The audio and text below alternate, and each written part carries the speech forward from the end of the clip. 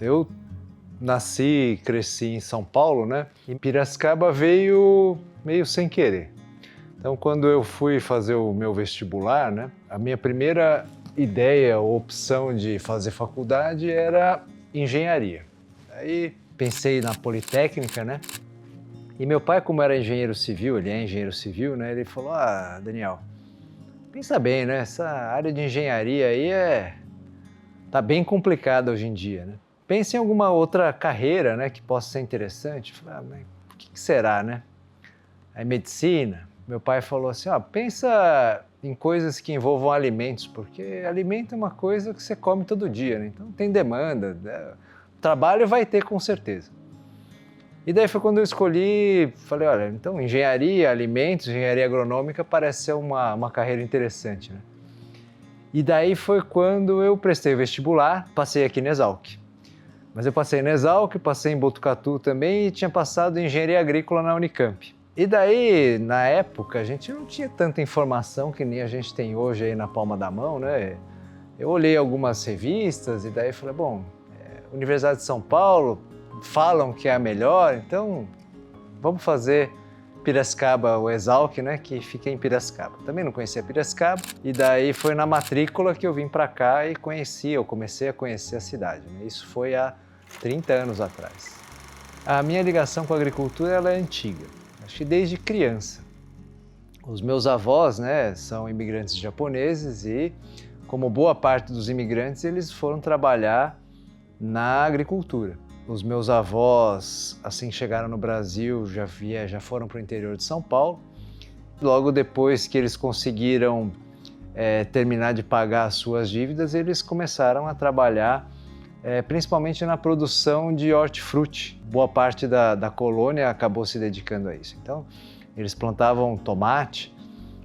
Meu avô chegou a criar um pouco de gado também. E meus pais cresceram, meu pai, né, cresceu na agricultura. Pelo lado da minha avó, meu bisavô também trabalhava com café. Então, minha ligação com a agricultura ela é bastante forte, né? Mas, curiosamente, né, quando eu falei com a minha avó na época, né, que eu queria fazer engenharia agronômica, ela falou, mas, Daniel, a vida aqui no campo é muito dura, né? Você estudou, por que você não vai se dedicar a uma outra área menos sofrida, né? Eu falei, não, vó, acho que a ideia é trabalhar com a agricultura de uma forma um pouquinho diferente, não tão na lida, né? Que nem vocês trabalharam a vida toda, né? E, curiosamente, foi uma opinião que foi compartilhada por alguns dos meus professores de ensino médio, né? Quando eu falei que ia fazer engenharia agronômica, eu disse, mas você não pensou em ser advogado ou médico ou outra carreira, né? Foi curioso, né? Até o preconceito que existia em se trabalhar na área de agricultura, né? Mas mesmo assim, né? Falei, bom, deve ser uma área interessante. Vim fazer a matrícula e comecei a minha vida universitária na Exalc em 95, né?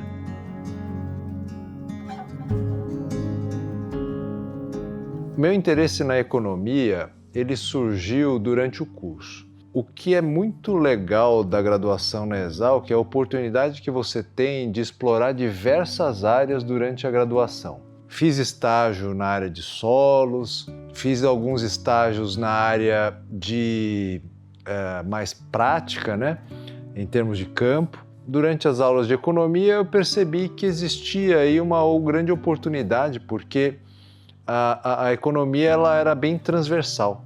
A gente conseguia trabalhar com diversas áreas e segmentos e eu achei isso muito interessante para não ficar focado numa área só. E aí, fazendo as disciplinas, então eu comecei na época tinha uma área de concentração em economia, que tinha acabado de ser lançada na Exalc, né? Foi quando eu comecei a me interessar mais pela área, né? E eu sempre busquei as oportunidades de desenvolvimento, né? Então, enxerguei que a economia era uma área interessante de desenvolvimento.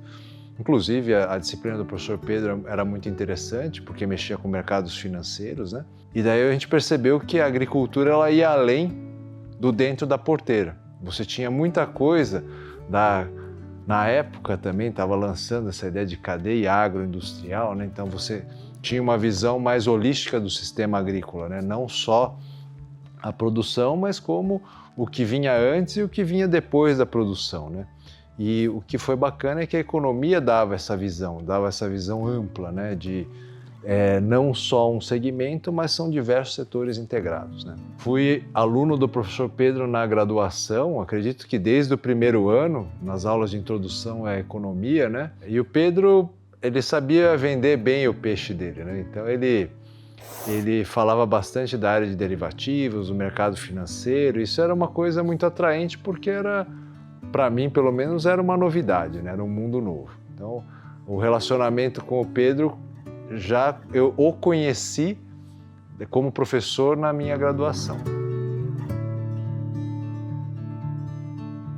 Minha relação com o PSEG começou em 2004 e eu já estava no doutorado. Então, é curioso como as coisas são, assim, a vida acaba dando rumos diferentes, né? Eu gosto da área de economia, mas o meu objeto meu tema, né, de estudo foi na área de peixes, criação de peixes e depois mercado de peixes. Porque eu acreditava que existia um potencial grande no desenvolvimento desse mercado no Brasil, porque ainda é, né, uma commodity hoje que é muito importada. Então o Brasil não é autossuficiente e muito menos grande exportador de pescados. Muito pelo contrário, é um grande importador. Então, dada essa necessidade de mercado, eu enxerguei que seria interessante estudar essa área porque poderia ser um grande potencial de produção aqui no Brasil, né? E daí eu segui nessa área acadêmica, né, de estudar essa realidade do pescado no Brasil, né? E eu tinha terminado, estava no meu primeiro ano de doutorado, então já fiz o mestrado nessa área. Foi aí que também meu relacionamento com o professor Zico surgiu. E daí eu comecei o doutorado, sempre orientado pelo professor Ricardo Shirota. Então, num dia, eu lembro até hoje como foi. Eu estava saindo do pavilhão de engenharia e estava indo pro prédio da BMF, porque eu ia ter uma aula lá, e era uma tarde ensolarada, de primavera, quando o professor Pedro cruzou comigo no meio do caminho, então a gente estava bem ali na frente do lago. O Pedro falou: "Você que é o Daniel?" Eu falei: "Oi, Pedro, sou eu." "Ah, sabe o que é, Daniel?" O Pedro tem um jeito meio rápido de falar. "Sabe o que é, Daniel? Eu falei com o professor Shirota e eu estou precisando de ajuda aqui num curso que eu estou precisando de um assistente de coordenação, mas fica tranquilo porque é uma semana por mês e daí tá tudo certo, é bem tranquilo, eu tenho uma bolsa que eu consigo te dar e tal." "Não, beleza, Pedro, acho que eu estou mais tranquilo agora, eu consigo te ajudar." Foi quando a gente começou a trabalhar junto. Então, eu comecei a trabalhar com o Pedro em 2004, como assistente de coordenação de um curso que a gente estava desenvolvendo com o Banco do Brasil e que, de fato, ele acontecia uma semana por mês. O que ele não avisou é que eu tinha que trabalhar 3 semanas para que aquela semana acontecesse, né? Mas tudo bem, eu já estava num período mais tranquilo, tinha terminado as minhas disciplinas e estava na fase de escrever a tese. Então, deu para conciliar tranquilamente. Quando eu fui trabalhar com o professor Pedro, fui trabalhar era o MBA em Agronegócios, que era oferecido pela Exalc, Departamento de Economia, obviamente, o professor Pedro era o coordenador, já dentro da estrutura do PSEG, porque o PSEG é um grupo de extensão que foi formatado em 2003, então um ano antes de eu entrar. Era um curso que os executivos do Banco do Brasil se reuniam em Piracicaba uma vez por mês, durante uma semana. E, inclusive tinha uma visita, toda semana tinha uma visita técnica. E eu cuidava da semana de aulas e da visita técnica. Inclusive, quem estava nessa turma era o Arnaldo Bortoleto, que foi presidente da Coplacana por muito tempo aí, né? Nessa época, o PSEG ele fazia muito mais cursos in company. Então, não eram cursos abertos ao mercado, eram cursos em que a empresa fazia a demanda, o PSEG fazia o processo dentro da Exalc, assim que ele era aprovado, o curso era oferecido para os executivos dessa empresa, né? Então, era assim que funcionava. O professor Pedro, ele é um cara que delega. Então, ele falou, Daniel, faz. Então, faz tem vários sentidos, certo?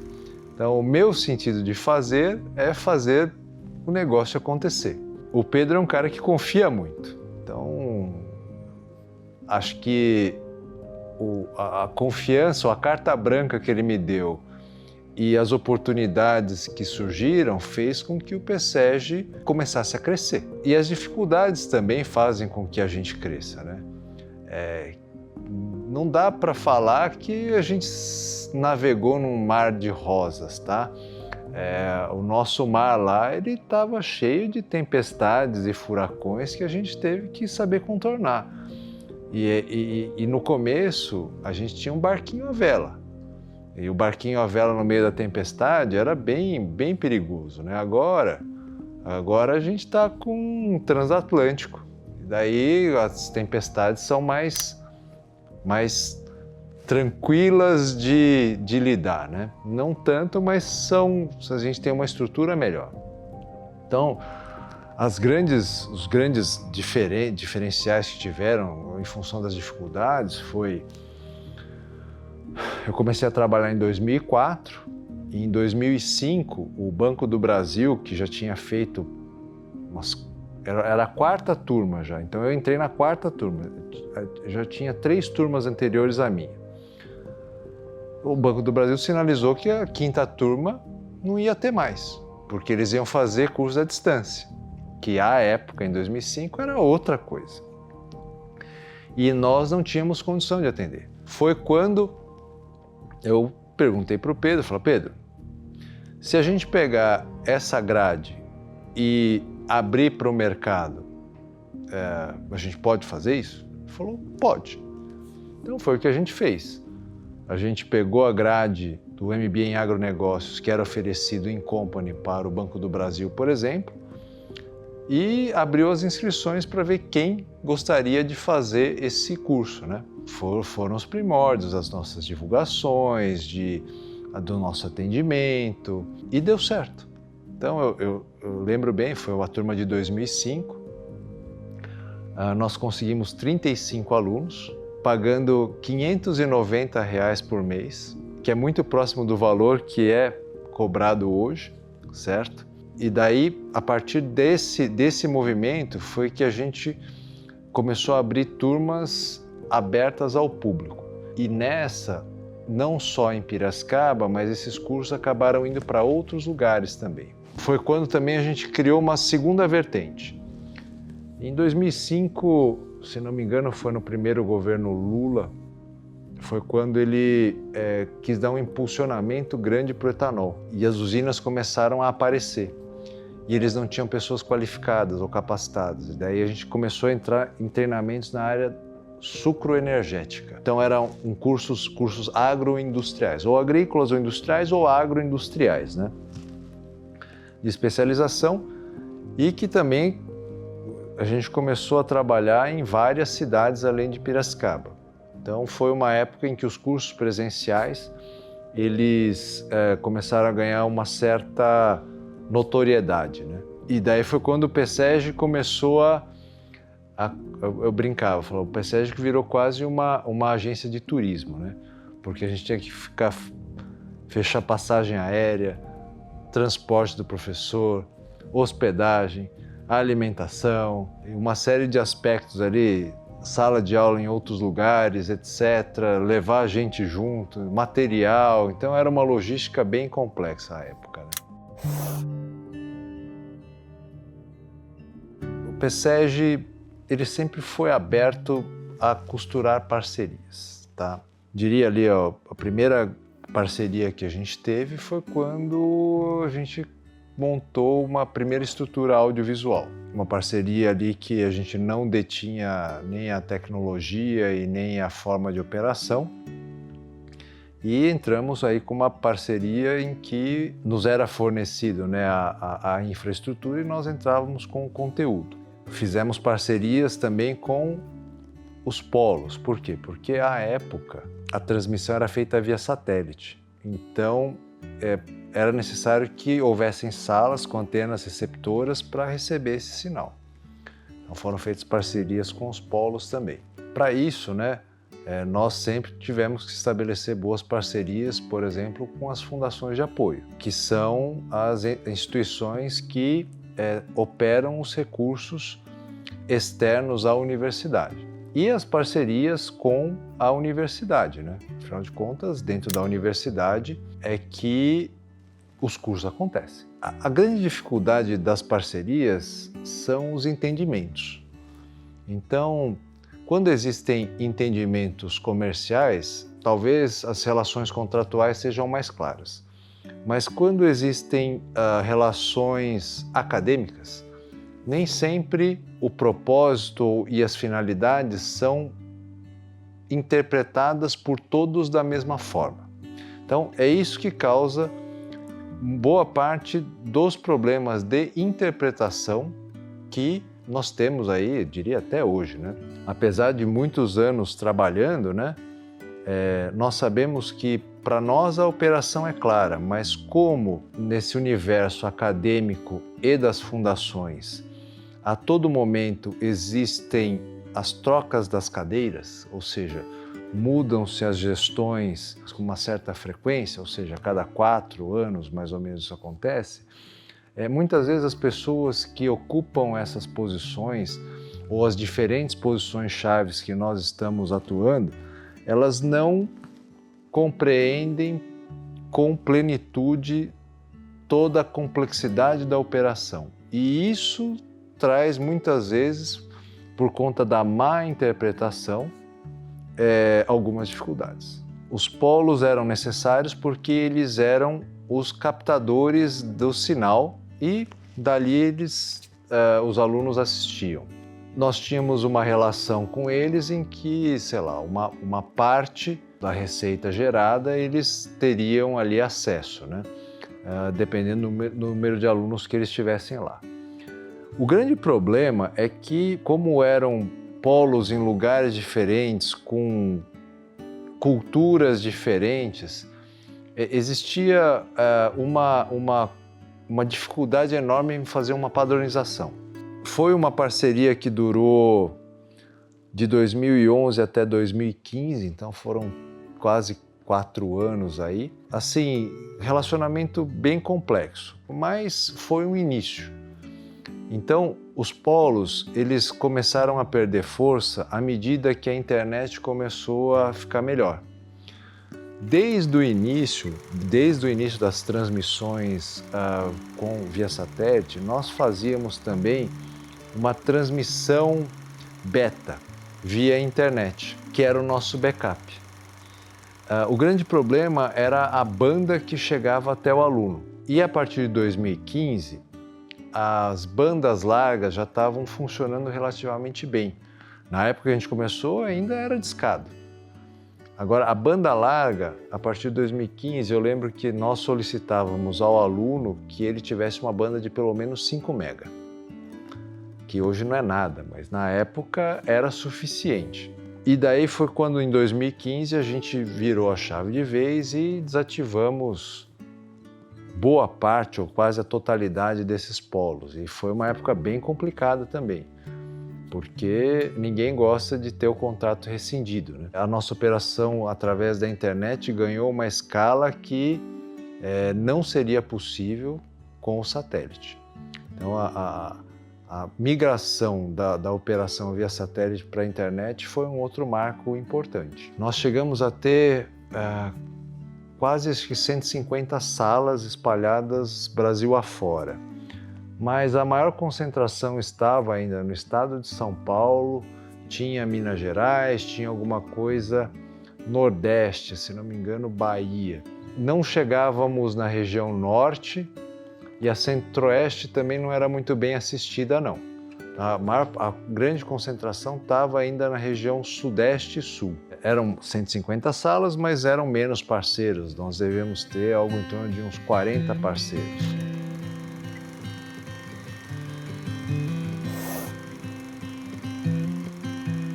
O PSEG se transformou numa associação, ou a criação do Instituto PSEG, ele aconteceu em 2013. Então, em 2003 nasce o grupo de extensão e em 2013 nasce o Instituto PSEG. Então, por que nasceu o Instituto PSEG? O Instituto PSEG nasceu porque o professor Pedro Marques ia se aposentar. E ele se aposentando, ele não ia poder ser mais o coordenador do grupo de extensão dentro da Exalc. E a criação do Instituto PSEG, ele aconteceu pelo desejo da continuidade do trabalho que estava sendo realizado no PSEG. O que aconteceu foi que o professor Pedro, mais ou menos nessa época, estava para fazer os seus 70 anos, mas logo que ele começou a cogitar a aposentadoria, foi promulgada uma lei em que a idade aumentou de 70 para 75 anos. Então a gente ganhou 5 anos de fôlego. Mas como o movimento da criação do Instituto PSEG já tinha sido iniciado, a gente finalizou. Então, criamos o Instituto PSEG, o professor Pedro ainda teve uma sobrevida dentro da universidade e nós mantivemos ali um determinado vínculo por algum tempo, mesmo com o Instituto PSEG já já existindo. Mas o Instituto PSEG, na verdade, ele é uma forma de organizar os trabalhos que já eram executados dentro da universidade, né? Então, a independência ela realmente aconteceu no momento em que o professor Pedro efetivamente se aposentou da Universidade de São Paulo. Em, se não me engano, 2016 ou 2017, um aluno, se não me engano, da Universidade Federal de Goiás entrou com uma ação e essa ação chegou até o Supremo Tribunal Federal, em que ele questionava se a universidade pública poderia cobrar por cursos de especialização. E daí o que aconteceu foi que, se essa ação fosse ganha por ele, muito provavelmente a USP, que é uma universidade pública, não poderia mais ter um curso de especialização pago, e todo o trabalho que o PSEG tinha desenvolvido até o momento cessaria, certo? Então, nós buscamos uma alternativa. Então, e essa alternativa foi nós conseguirmos ter uma possibilidade de ter um credenciamento próprio. Por exigência do MEC, para você certificar uma especialização, você precisava ter uma graduação. Então, nós entramos com um processo de graduação para que nós pudéssemos também certificar a especialização. Mas aí, logo na sequência, foi julgado no Supremo Tribunal Federal que, sim, as universidades públicas podem certificar ou continuar certificando cursos de especialização pagos, porque entende-se que a especialização ela é uma pós-graduação lato sensu, que já trabalha com pessoas graduadas. A preocupação da educação é com a gratuidade está na formação. Formação que é graduação, pós-graduação stricto sensu. Então, a partir daí, legal, continuamos o nosso trabalho junto à Universidade de São Paulo, mas como foi necessário criar essa alternativa, nós continuamos trabalhando com a parte da faculdade também. Imaginar que o PSEG ganharia essas proporções atualmente, assim, não só imaginava, como acho que a gente não chegou aonde a gente pode chegar ainda, né? O nosso trabalho ali para conseguir essa excelência é no dia a dia, né? Então não adianta a gente imaginar se a gente não conseguir realizar. O PSEG ele acaba sendo o desejo, né, de várias pessoas que eu tenho conversado ao longo do tempo, né, e que a gente trabalha para tornar real. O Pedro sempre trouxe o desejo dele de falar, olha, o conhecimento que está aqui na universidade, ele tem que chegar não só para os brasileiros, mas, por exemplo, para a comunidade africana, que tem um clima muito parecido com o nosso e que muitas vezes falta tecnologia lá. Hoje, Moçambique e Angola são grandes usuários dos cursos que nós ofertamos junto com a Universidade de São Paulo, né? Eu lembro também, logo no início, conversando com a Érica falou, nossa, eu acho que um dia o PSEG podia ter uma sede bonita, etc e tal, né? Então, isso acaba acontecendo, né? Não é uma pessoa que pensa tudo, na verdade, as coisas acontecem nos momentos certos. Então, tem hora que, no início, era tudo muito mais precário, muito mais complicado. E à medida que a gente vai se desenvolvendo e tornando pequenos sonhos realidade, a soma dessas realizações ela torna algo grande, né? E ninguém faz nada sozinho. E essa é um dos grandes trabalhos que eu tenho feito aqui dentro, é conscientizar as pessoas que uma andorinha não faz a revoada sozinha.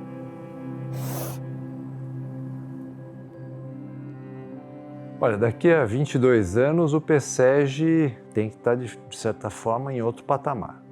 Então, nós iniciamos um movimento de internacionalização.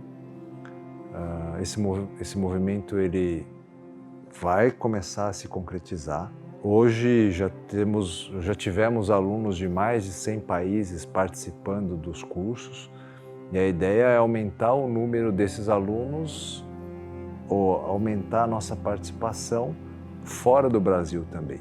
Para isso, o PSEG precisa se preparar e está se preparando mas não é uma coisa que acontece do dia para a noite, é um processo que leva um certo tempo. Hoje a gente vê, ou parece, né, que as coisas acontecem num estalar de dedos, principalmente quando você enxerga essas empresas de tecnologia, a velocidade que se desenvolvem as novas ferramentas e estratégias, né, e os produtos, parece que é tudo mágico, né? Talvez, assim, eu não sei nem se nós tivéssemos a mesma quantidade de capital que essas empresas tivessem, se a gente teria a velocidade para conseguir fazer essa realização tão rápida. Mas o nosso crescimento ele procura ser estruturado, né? Então, não dar passos maiores que a perna, né? Então, daqui a 22 anos, a expectativa é que o PSEG esteja consolidado, realmente não só no Brasil, mas no mundo todo. Provavelmente a tecnologia que a gente vai estar usando não vai ser nenhuma dessas aqui, certo? A forma de aprender e ensinar talvez também não seja essa aqui. E para isso a gente vai ter que se preparar. As pessoas que vão assistir vão ser pessoas que também vão ter uma cabeça diferente.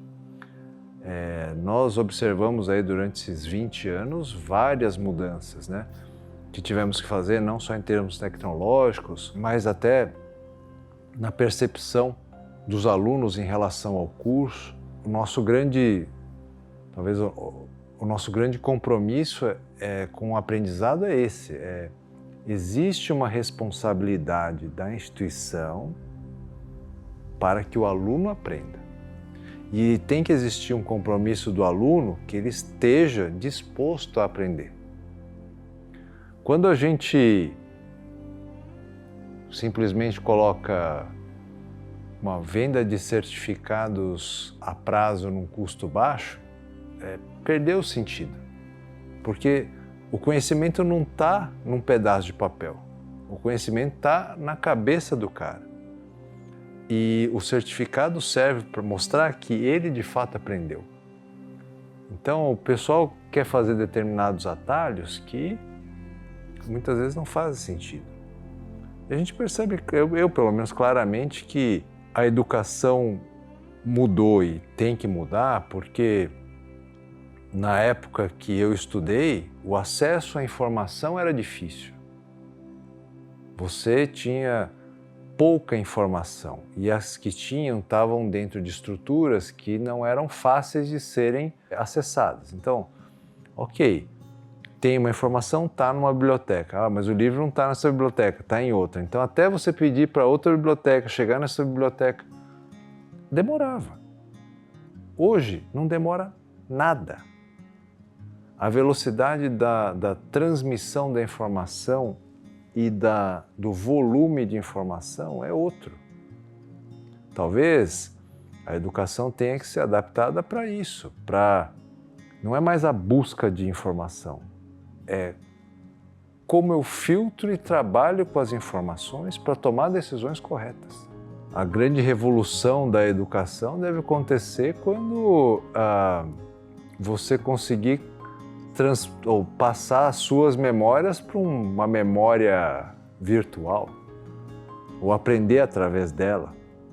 Porque hoje o nosso plugin, basicamente, são os nossos sentidos. É visão, audição, certo? Olfato, tato, é o que a gente tem. Mas vai saber o que a biotecnologia e a cibernética estão planejando aí para o futuro. E as coisas estão acontecendo rápido. Então, eu não sei se daqui a 20 anos o mundo vai ser igual ao Matrix, né? Que ele pluga um fio na cabeça e consegue aprender de forma instantânea. E para isso a nossa forma de passar informação vai ter que mudar. Então, a expectativa do PSEG daqui a 20 anos é que ele realmente consiga se tornar um player global significativo nessa transmissão de conhecimento e que a gente consiga se adaptar e talvez até desenvolver, né, tecnologias para que esse aprendizado seja eficiente. Então, que a pessoa consiga ter acesso àquela informação que de fato ela precisa para tomar uma decisão ou para desenvolver um processo, né?